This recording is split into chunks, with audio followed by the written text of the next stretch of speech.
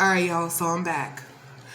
So, around this time, I'm realizing, I'm realizing that when he wasn't here, that there were a lot more people. There were a lot more people that were coming by where I lived at and just parking and sitting in their cars or parking across the street in front of the Family Dollar within the Family Dollar parking lot, and they would stay in their car for hours or parking down the street. This is when I first started to notice I was being gang stalked, but I had no idea what that term was. I was just like, who are all these people parked the fuck outside my neighborhood, parked in front, different hours? It was like shifts, but I would notice them because they would stick out, because they would do things that people who lived in the neighborhood or did work in the neighborhood didn't do. So that's how I knew, that's how they stuck out to me. So I'm noticing this. I'm also noticing that I'm also noticing shit's happening with my mail. This is the first time I started noticing like I was missing certain pieces of my mail, okay? This is also when there was an upsurge of mad people calling my phone asking if such and such, if they could speak to such and such, and them realizing that they had the wrong number. Oh, okay. And yet they would still call me. Different numbers all throughout the day, calling and hanging up on me, or calling and asking and pretending to speak to somebody. This is like when I'm noticing an upsurge. Okay. So this is when I'm trying to also remember. This is also when I'm having the conversation with him and I'm noticing certain things, and this is when I full out start to have the conversation with him about certain dreams I was having, certain visions I was having concerning me, concerning him, like his safety, his livelihood. Also, I was just crazy ass vivid dreams, okay? This is when I'm sharing with him me calling a psychic, okay? And some of the things that were being explained to me. And when I full right out asked him, are you married? Are you married? Do you? He said, I told you I only have one son. At the time, he told me I only have one son. I said, are you married? He said, no. I said, are you engaged? He said, no. I said, are you living with your aunt? Are you really living with your aunt? He ain't have much to say. So I'm like, okay, damn, the psychic was right. Okay.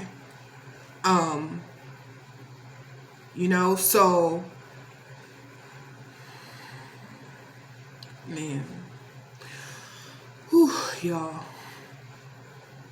It just takes me back. It just takes me back because I'm literally reliving this experience as I'm telling you this, okay? So I'm asking him if he's living with his aunt. I said no. And then I asked him, I made some bullshit, something up. And I said, well, let me get you a birthday present. Or, no. I got you a birthday present and I want to send it to you, but it's not coming until such and such.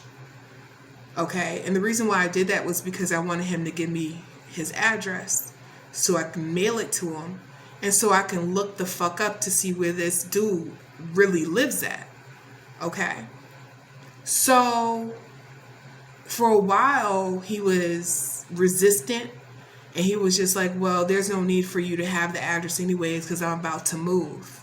At this time, mind you, he said he was living in Delaware, so it took him about 40-50 minutes to a drive to my house. And he said he was about to move. So anyways, somehow I managed to get an address out of him.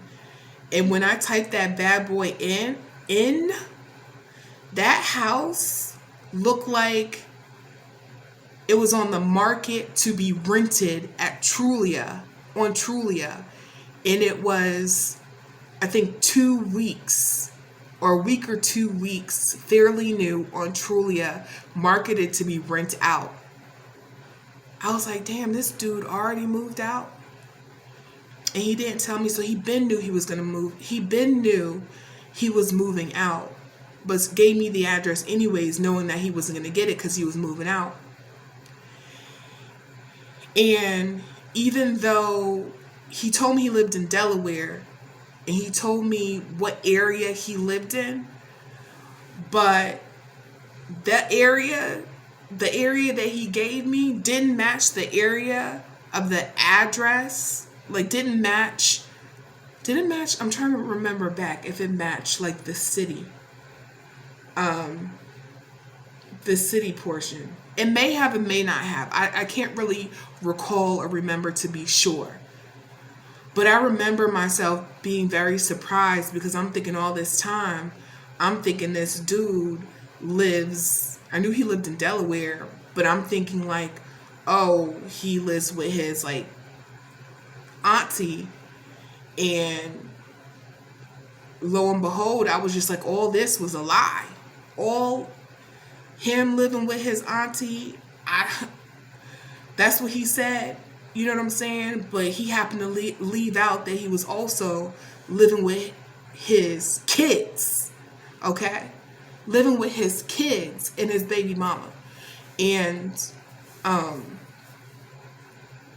I knew that he had kids was because we're sitting there, we're talking after we just, and he was like, all right, I need to get back to them kids. He said, I need to get back to them badass kids. I said, kids? Where'd the S come from? Because the last thing you told me, you said you had a kid. Okay? Now, one thing I forgot to mention that I think is important for me to mention is, but the year, because we fully messed around for a year and some change. It was probably a year and a month that we messed around, okay? And throughout that time, he would tell me how his job, his hours were intermittent. And depending on the season would depend on how many hours that he got. And so during the slow months, he had asked me for some money.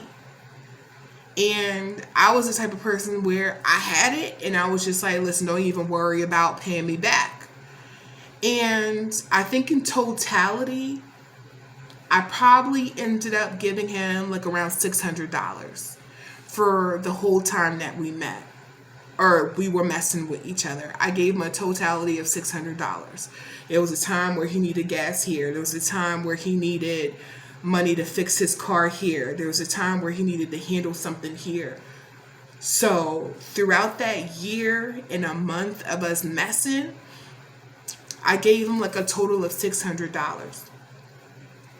Now, it wasn't until we stopped messing, literally right before the time where I was scheduled to move out of my apartment. Because the reason why we stopped messing, or I stopped messing with him, is because literally I'm driving and I get a vision that the money that I was giving him, he was giving to his baby mama at the time. At the time, I thought he only had one baby mama and 2 kids.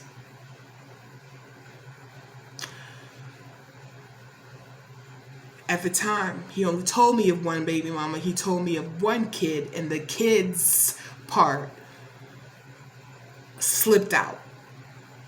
But I had a vision where the money I gave him, he was giving to his baby moms, and his baby's moms was using that to pay a practitioner to do spell work on me and him.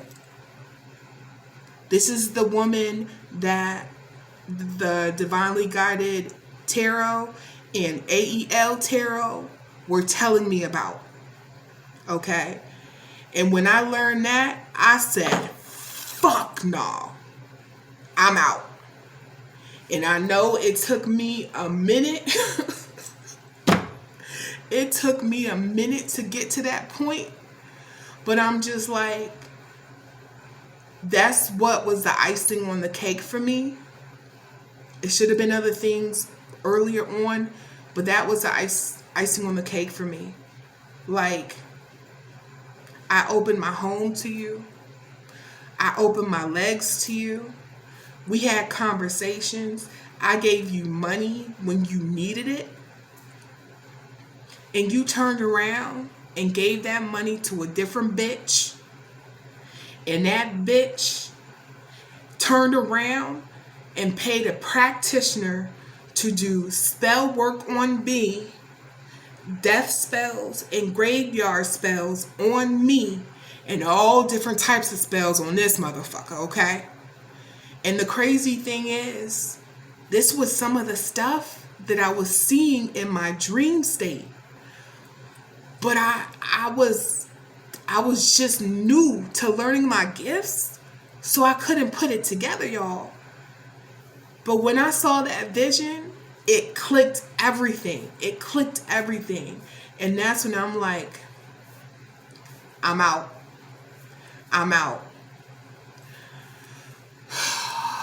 Y'all, stay tuned. I'm going to end this video right here. Stay tuned for the next one on the other end. I'll see you on the other side.